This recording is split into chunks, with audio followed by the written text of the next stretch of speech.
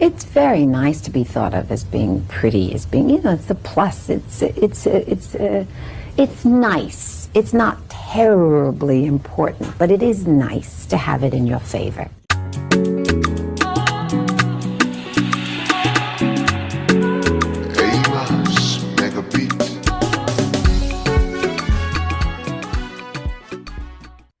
Hi guys, welcome back to my channel. Thank you so much for being here, and I really appreciate your time.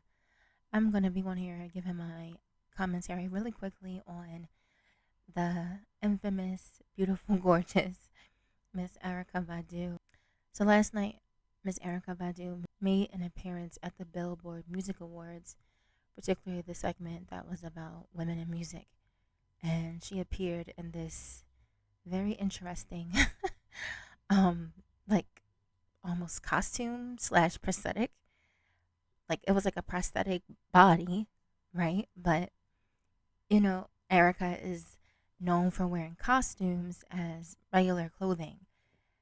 So there has been all types of discourse online about whether or not people believe she's making fun of women with BBLs, if she's giving an ode to Sarah Bartman or Sargay Bartman or Sarai Bartman, depends on, how you've been taught to call her, or if she is paying homage to the different Yoruba African fertility statues.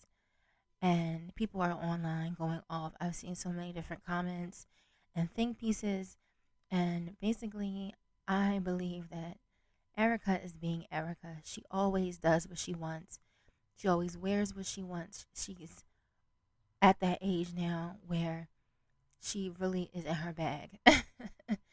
And I don't think she's worried about what anyone else thinks or says about her, like in a real way.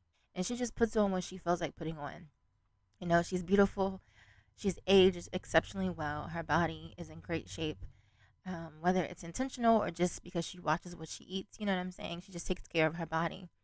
She can put on whatever she wants, and it will pretty much look good on her. But so basically, she was a Khoikhoi woman from South Africa, and she was taken from her tribe, and she was paraded around in Europe, particularly in France, for years because she had a large butt, wide hips, full thighs, basically the types of figures that the Europeans were not used to seeing at the time. So they literally treated her like she was an animal. Like they would take her around to the different fairs, to the different world shows, to the world fairs, and they would show her off like she was some type of exotic monkey or something like that.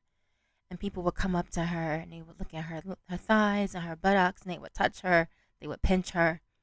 And she basically was an inhuman spectacle. And this was because, like I said, her figure, her appearance, her body was dehumanized, obviously. Unfortunately, towards the end of her life, she ended up having to do sex work to survive. And she ended up dying after contracting a sexually transmitted disease. And even when she passed away, her body was still hollowed out, and her different parts of her body were displayed in a museum up until I believe maybe 100 years ago. Like even till this time, in this time period, current day.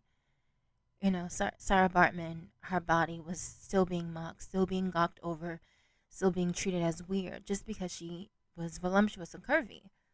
And so that's what people were saying, that possibly Erykah was giving a shout out to.